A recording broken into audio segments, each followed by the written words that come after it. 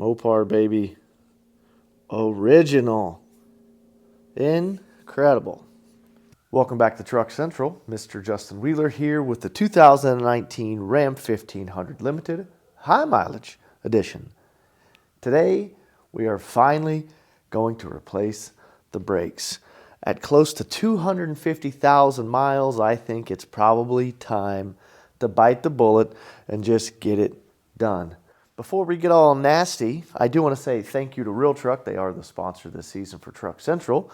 After the video, click the link in the description and buy yourself something nice.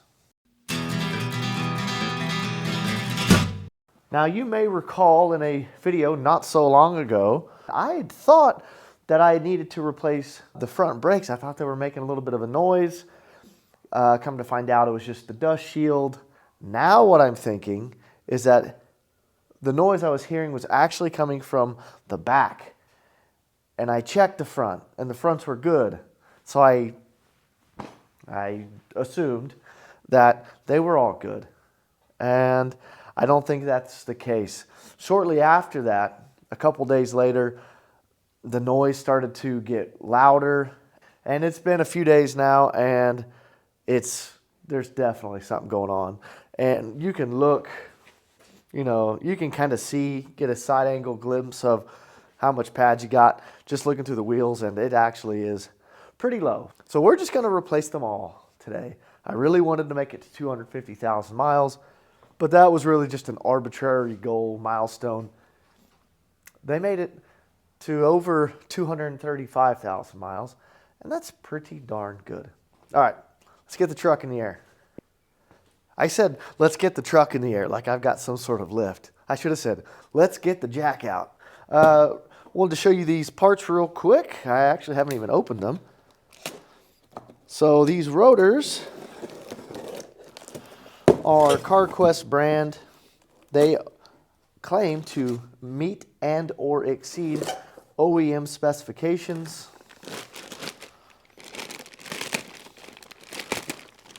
So we will leave a link to where we got these. The price on these was actually pretty good.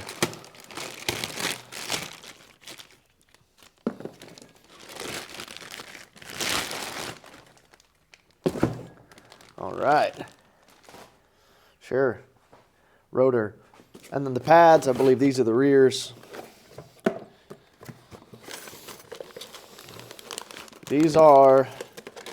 I opted for slightly more expensive pads. Extreme carbon fiber performance for life. We will leave links to those two in the description. So if you want to get these, you can. I was really tempted. Not tempted. I really wanted to get drilled and slotted rotors because they look cool, but they're also really expensive. So I didn't.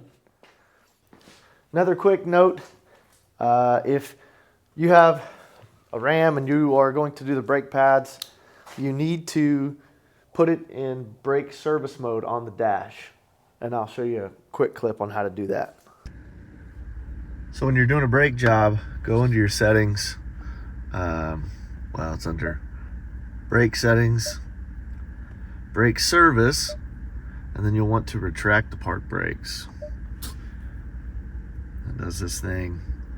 If you don't do this, you likely will not be able to retract the pistons in your calipers. So when you go put the new pads in, you can either use the C-clamp or the special tool. And without doing this step, you will be fighting and may or may not win. So just a little tip.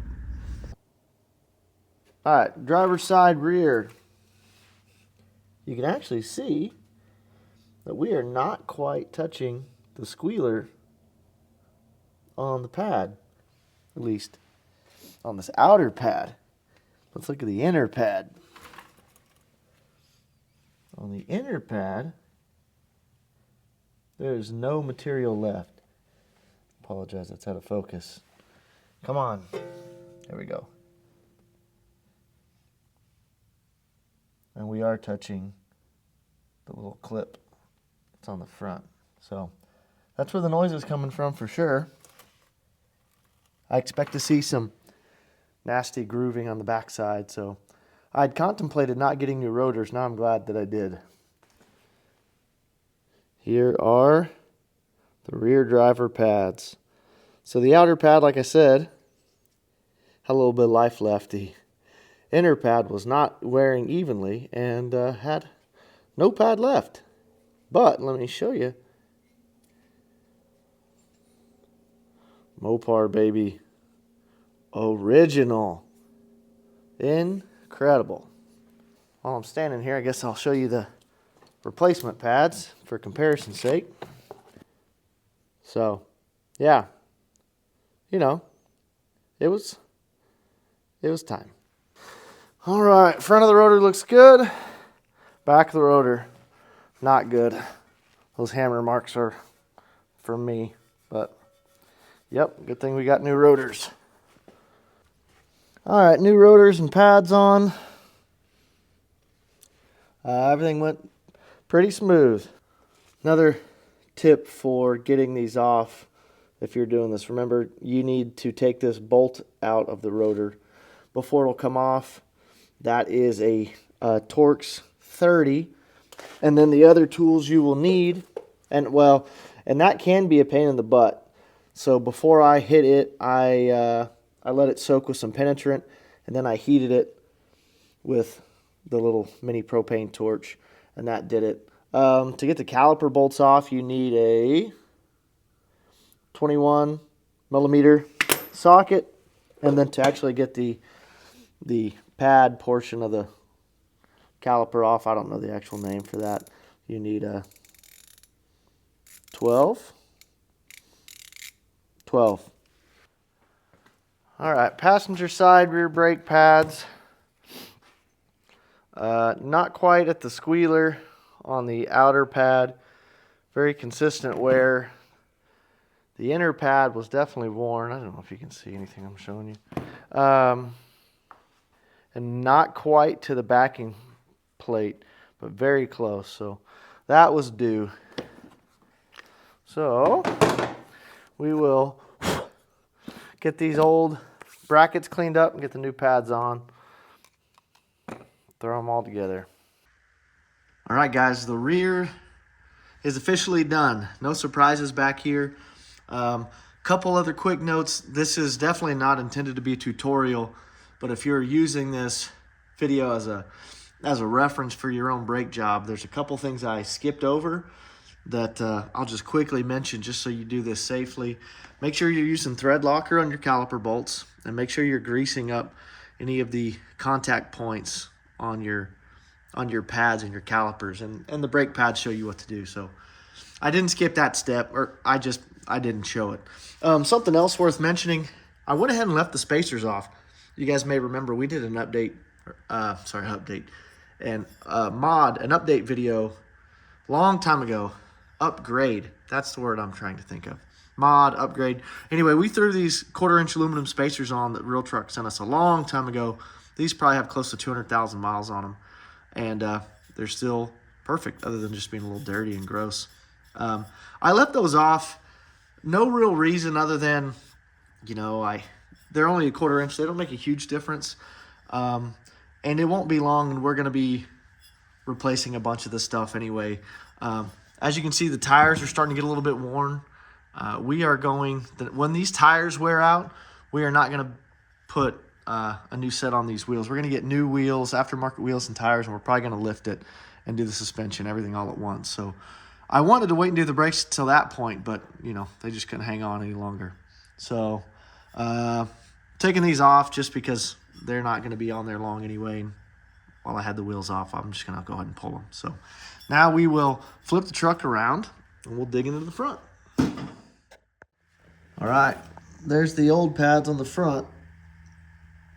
You can see that they really did hold up amazing. As we've talked about in the past, really good shape. You might have noticed on the rear, I didn't even worry about replacing the hardware because it was actually in really good shape. These on the front, though, they're a little more worn out, and looks like some of the metals or the coating on this is flaking off, and some of these spring retainer clips were a little bit out of shape. So we'll go ahead and replace them on the fronts because I think they need it. Pretty easy. A little flathead and a little pick. I'm not going to show you. You'll figure it out. And I was going to mention earlier, I was talking about making sure you use the grease, the brake lube. You know, you really just want to make sure you put it on the back side of your pads. You want to make sure you get it in anything that's going to move, like the ears and stuff, and it shows you. And if you have slide pins, these calipers are a little different. You're not going to grease those. Also, I'd mentioned using thread locker. Just to clarify, you want to thread lock the bolts that hold the caliper bracket to the knuckle, not these. I think that would not be fun trying to get those out of there if they had thread locker on them. So, all right, back to business. All right, same treatment on the front. Not much different. Only thing different is the front caliper is dual piston, so you've got to squeeze 2 of those in. And the caliper bolt that was a 12 on the back is a 16, I believe, on the front. So that's different. And yeah, pretty much it. So, put the wheel back on. Oh, also make sure once you take the rotors out of the package, make sure to get some brake clean on those. Get them nice and clean. When they ship them, they put a little grease or oil on them to keep them from rusting. So if you don't clean that off, your brakes aren't gonna do so hot. All right, so we finally finished the brakes. This is the front passenger side. This is the side that we had the CV boot dilemma. So that's a whole separate video, but spoiler alert, we might have figured something out. So that was a mess. That took us a couple days to work out, find the right parts, but it's on and the brakes are completely finished. We're gonna pop the wheel back on and we're gonna do the break-in period. It's a little late though, so you might not see that. It's nothing special. Basically, it's just pretend like you're my wife in a Walmart parking lot where you floor it and then slam the brakes. It's, you know, there's instructions on the box. So I'll report back when it's daylight and we'll close it out. All right, guys, it is the next day and just in time. I'm literally, it's the next day, it's the evening, but I'm literally in the next 6 hours hitting the road for Kentucky. So the brakes and the CV boot for that matter could not have come at a better time. So we did the break-in period, or the break-in procedure. It's literally just stop and go, stop and go. That's set mile per hour ranges, and then you're good. And one thing I can say is that there is a noticeable difference. And I know you're probably thinking, well, if it's that noticeable, why did you wait so long to change them? I thought the brakes were in good shape. Well, brakes are one of those things that kind of just get worse slowly. You don't really notice it. And a few months ago, I did start to notice a little bit of the brake fade. You know, when you put firm, consistent pressure on the brake, there's kind of a soft spot. And usually that's warped rotors or bad pads or you name it. It could be a few different things. But so I had a feeling that it was time, and I can definitely feel it now.